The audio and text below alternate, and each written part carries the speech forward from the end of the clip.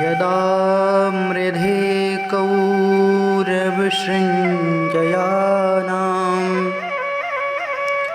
वीरेष्वथो वीरगतिं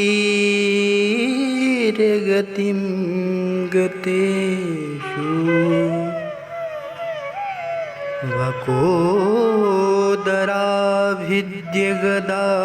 वकोदराभिद्यगदाभिमर्श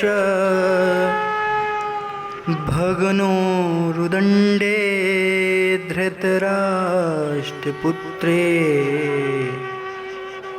भगनो रुदण्डे धृतराष्ट्रपुत्रे। सूत जी कहते हैं सौनकाद मुनियों से, उस समय की बात है जिस समय महाभारत युद्ध समाप्त हो गया था। भीमसेन के विशाल गदा से दुर्योधन का उर्दंड भेदन हो गया है, जंघा टूट गया है। कुरुक्षेत्र के रणभूमि में अनेकानेक शव बिखरे पड़े हुए हैं। चील कौवे आ आकर के उन सबों को नोच रहे हैं। दुर्योधन का मृतक शरीर समझ करके चील कौवे उसका भी शरीर को नोचते हैं। भगाते भगाते दुर्योधन संतप्त हो रहा है। उसी समय महाराज द्रोणाचार्य का पुत्र अश्वत्थामा आया और अश्वत्थामा ने ये दुर्दशा जब महाराज दुर्योधन का देखा है, विकल हो गया और रोने लगा है। मित्र, मैंने तुम्हारा इतना बड़ा साम्राज्य देखा, इतना बड़ा वैभव देखा, इतना बड़ा यश देखा, आज उस महाराज की ये दुर्दशा। महाराज, मुझे ये देखा नहीं जाता है, कैसे हुआ, क्या हुआ? दुर्योधन रोते हुए कहा, मित्र, सबसे बड़ी पीड़ा मुझे है तो सिर्फ एक बात की, हम 100 भाई थे और आज 100 में एक भी साथ में नहीं है, और पांडव सिर्फ 5 थे, 5 में 5 का बाल भी बांका ना हो सका।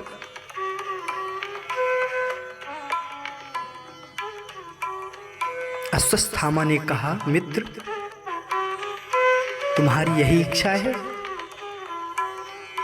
कि 5 पांडवों में एक भी पांडव मारा जाए? दुर्योधन ने कहा, हाँ मित्र। और महाराज रात्रि के समय ही अश्वत्थामा निकल पड़ा, पेड़ के नीचे बैठा था और विचार करने लगा, क्या किया जाए। अभी महाभारत युद्ध जीते हुए हैं, उनके पास सैनिकों की कमी नहीं है, मैं अकेला तो 5 पांडवों का कुछ भी नहीं कर सकता। पेड़ में बैठे बैठे रात्रि के समय उसने देखा कि एक उल्लू आकर के बैठे हुए 100 कौवाओं को मार करके नीचे गिरा दिया, और कौवे कुछ ना कर सके। उसे समझ में आ गया, रात्रि का समय है, रात्रि में सब लोग विश्राम कर रहे होंगे, रात्रि में मैं जा करके यदि 5 पांडवों को मार दूं तो कोई कुछ ना कर पाएगा। महाराज चल दिया पांडवों के शिविर की ओर, लेकिन जाको राखे साया मार सके नहीं को,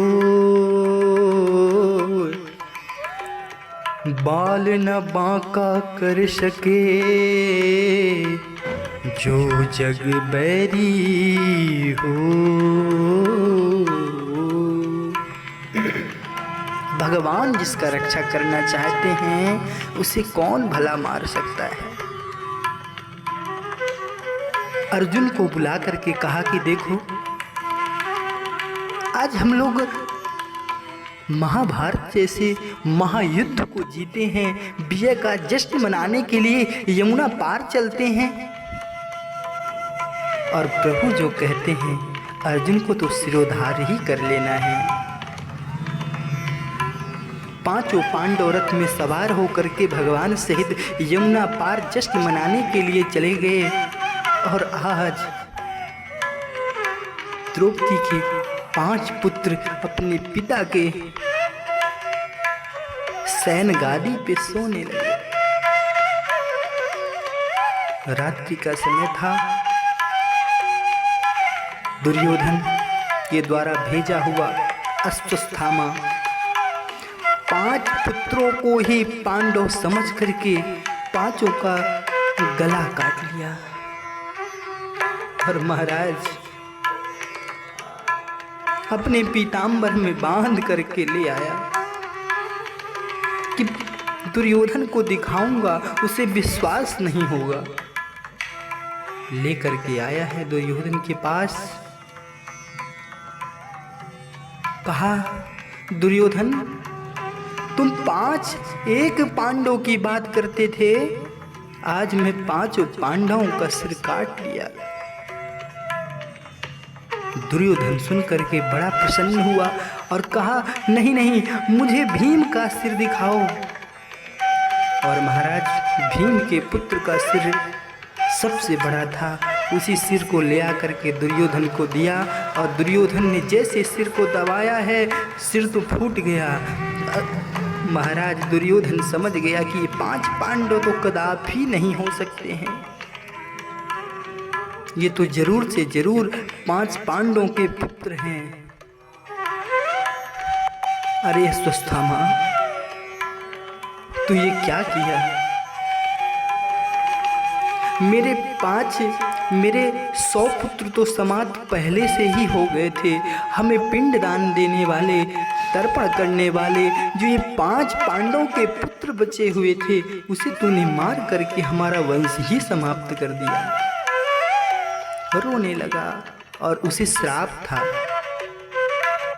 कि जिस समय अत्यंत शोक और अत्यंत प्रसन्नता एक साथ दोनों आए, उसी समय प्राणांत हो जाएगा।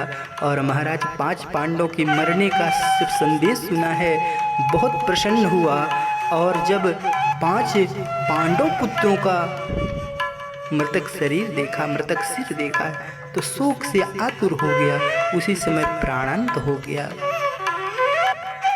अश्वत्थामा समझने लगा, यदि 5 पांडव जीवित हैं तो मुझे बचाने वाला कोई नहीं, भागने लगा है। इधर सुबह हुआ है। 5 पांडवों के सहित भगवान कृष्ण वापस आए हैं। सुबह सुबह का समय था। द्रौपदी अपने पुत्रों को जगाने के लिए जा रही हैं, और जैसे ही शिविर में रक्त का धार देखा है, महाराज अतिचिंतित हो गई, और जैसे ही अंदर जाकर के देखा है, क्या हालत एक माँ की हुई है।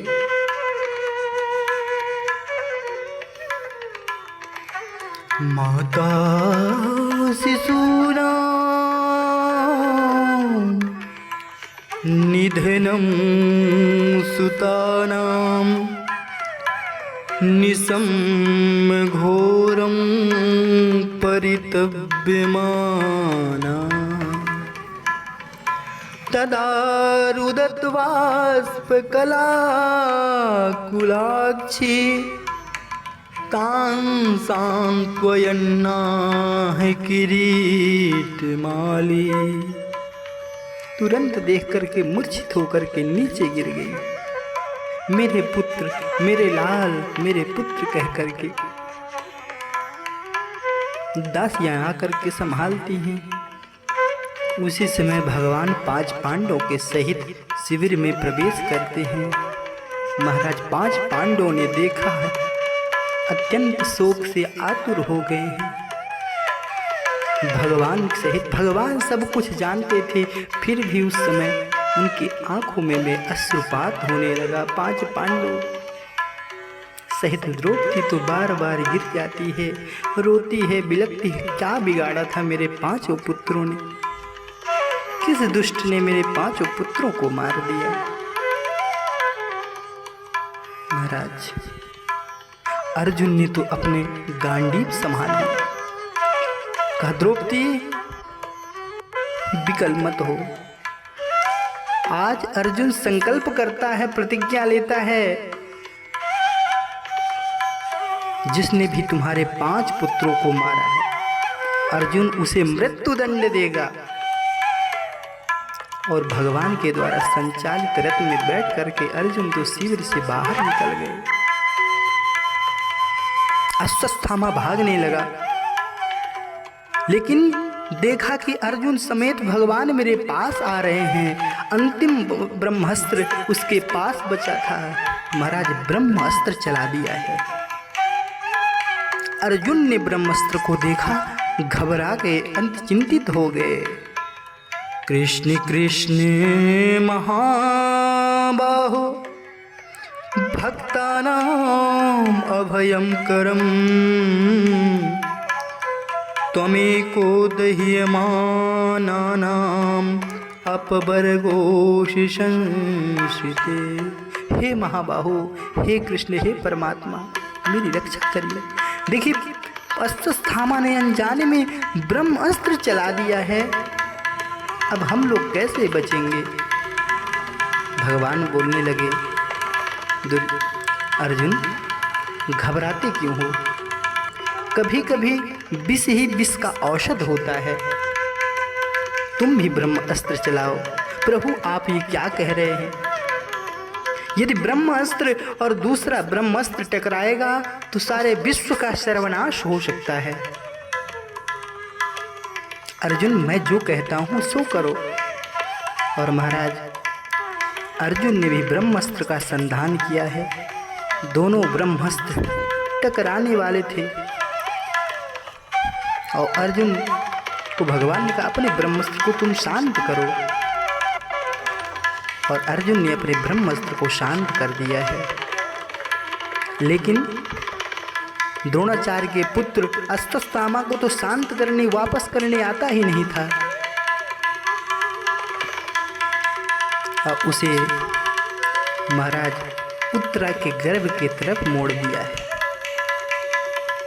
इधर 5 पांडवों अर्जुन ने अश्वत्थामा को रथ में बांध करके ला रहे हैं। भगवान ने कहा इसे मृत्यु दंड दो। क्यों? क्योंकि कहा गया है शास्त्र में मत्यम परमत्तम उन्मत्तम सुक्तम बालम स्त्रियम जड़म प्रपन्नम दीर्थम दीपम नरिपुहंत धर्मित।